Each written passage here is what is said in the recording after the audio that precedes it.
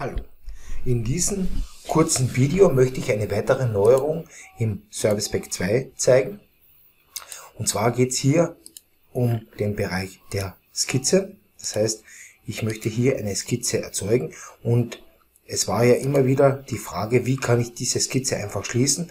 Dies wurde jetzt über das Kontextmenü eingepflegt und ich habe hier die Möglichkeit zu sagen, einen Linienzug zu schließen. Das heißt, hier wird die Skizze automatisch geschlossen. Dies ist natürlich eine sehr kleine, aber sehr nützliche Neuerung.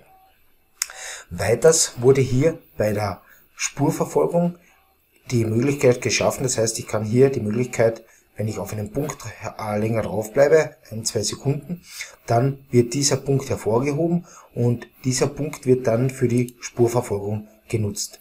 Man sieht hier natürlich, es werden hier immer wieder Spurverfolgungen genommen.